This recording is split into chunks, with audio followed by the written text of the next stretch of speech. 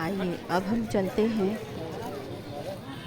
केव की तरफ। ये केव जो है ये उदयगिरी और खंडगिरी की गुफाएं हैं। यहाँ पहुँचने के लिए भुवनेश्वर आना पड़ता है। भुवनेश्वर में हमने सबसे पहले लिंगराज मंदिर और कोणार्क के सूर्य मंदिर को देखा है। अब हम आ गए हैं मुक्तेश्वर और सिद्धेश्वर मंदिर के भी दर्शन हमने कर लिया है। अब हम पहुंच गए हैं उदयगिरी और खंडगिरी गुफाओं की ओर। उदयगिरी और खंडगिरी गुफा जो है, इनका नाम उदयगिरी का मतलब होता है सूर्योदय की पहाड़ी। उदयगिरी को सूर्योदय की पहाड़ी कहा गया है और खंडगिरी को टूटी हुई पहाड़ी कहा गया है। यहाँ पे आप देखेंगे 33 गुफाएं हैं। ये 135 फुट की ऊंचाई पे उदयगिरी दिखेगा और 15 गुफाएं जो हैं वो खंडगिरी में हमें मिलेगा।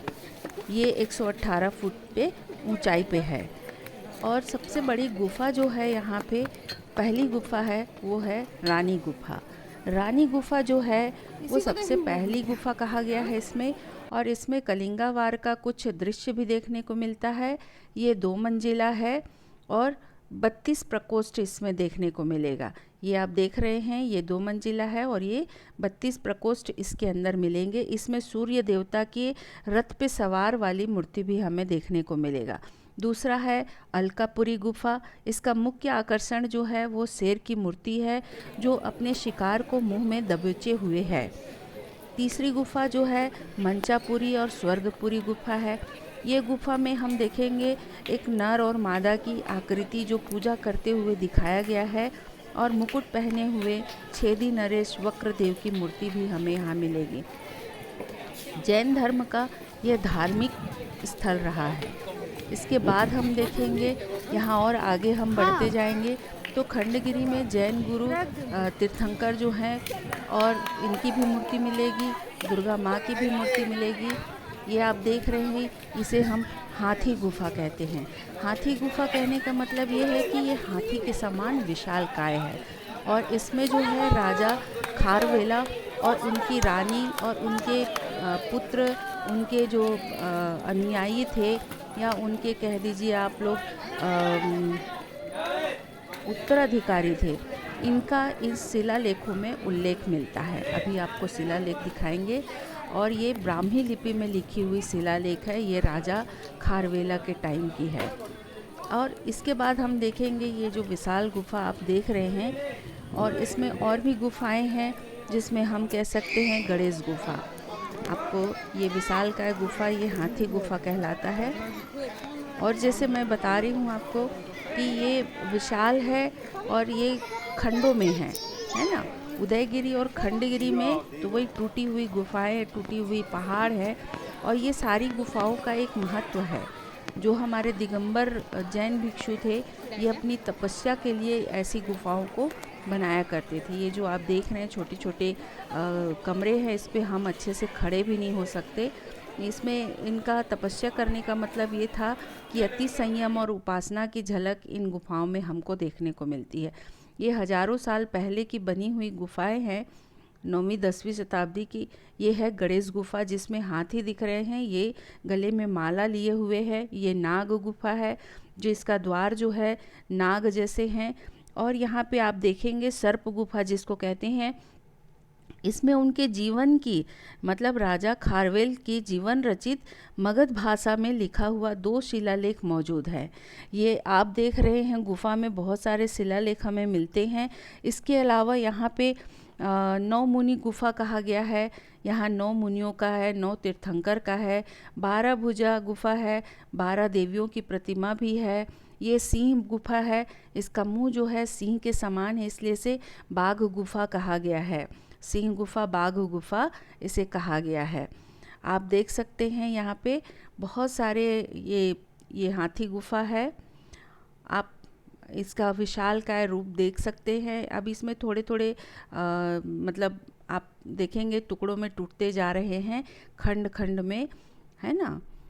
अब इसके बाद मैं आप लोगों को बताऊंगी, सर्प गुफा तो हमने बता दिया। इसके अलावा रसोई गुफा भी है। और खंडगिरी की बात करें तो खंडगिरी में आप देखेंगे अनंत गुफा इसकी खास है। खास कहने का मतलब है कि अनंत गुफा जो है ऐसे गुफा है जो आप कह सकते हो कि बहुत खास है उस जगह के लिए। यहाँ पे वो जो 33 गुफाएं हमने देखी है, इसमें कलिंगा जो समय था कलिंगा का, ये आप देख रहे हैं ऊपर साइड में, ये जैन तीर्थंकर जो है ऋषभ देव का मंदिर स्थापित है वहाँ पे। आप लोगों को और मैं आगे बताना चाहूँगी, यहाँ राजा मेघवाहन राजवंश के समय का है, जो कि कलिंगा पर 2री से 5वीं शताब्दी तक के शासन किए थे। और गुफा में मिले बहुत सारे शिलालेख ऐसे हैं जिससे पता चलता है कि राजा खारावेला का और उनकी रानी, उनके उत्तराधिकारी पुत्रों और अधिकारियों का ये बनवाया गया गुफा था। और यहाँ पे स्वाभाविक है, हम कह सकते हैं कि इतनी पुरानी गुफा है और इन गुफाओं को, पहाड़ों को काट कर बनाया गया गुफा है, और इसमें बहुत सारे आप कह सकते हो ऐसे साक्ष्य हैं जो कलिंगा वार को भी दर्शाते हैं। दिगंबर साधना केंद्र भी है, दिगंबर जो जैन मुनि होते हैं उनका साधना केंद्र भी है ये। और साथ ही साथ हम देखेंगे यहाँ जैसे मैंने कहा 9 मिनी गुफा है, मुनियों का यहाँ पे उकेरा गया है दीवालों पे। 9 तीर्थंकर भी है। फिर 8वीं गुफा जो है जिसको 12 भुजा गुफा कहा गया है, यहाँ 12 देवियों की प्रतिमा रखी गई है। तो इस प्रकार से हम कह सकते हैं कि भारतीय इतिहास में यदि हम बात करते हैं भारतीय इतिहास की, तो इसमें जो है जैन तीर्थंकर को भी समर्पित यह स्थान है। बहुत ही दर्शनीय स्थल है। आप देख सकते हैं कि इसमें बहुत सारे ऐसे साक्ष्य मिले हुए हैं जो कि जैन तीर्थंकर को बताया गया है कि यहाँ पे वो यहाँ आके साधना किया करते थे। तो ये जैन मुनि ऋषभनाथ जी को समर्पित एक मंदिर भी स्थित है जो ऊपर में है, और संडे होने के नाते वो बंद था और अभी भी वहाँ काम चालू है। मतलब अभी भी आप जाएंगे तो कुछ ना कुछ वहाँ पे काम हो ही रहा है, कंप्लीट नहीं हुआ है। खंडगिरी जो है उसमें जैन गुरु तीर्थंकर के साथ साथ दुर्गा माँ का भी मंदिर हमें देखने को मिलता है। प्राचीन इतिहास में हम देखें तो यहाँ पर यदि आप इस जैन धर्म का उद्भव जो है 11वीं शताब्दी में, उनके साक्ष्य हमें इन गुफाओं से प्राप्त हुए हैं। यदि आपको मेरा वीडियो पसंद आए तो लाइक शेयर सब्सक्राइब ज़रूर करें ताकि मैं अगला आपको वीडियो बना के दे सकूं। धन्यवाद आप सभी का।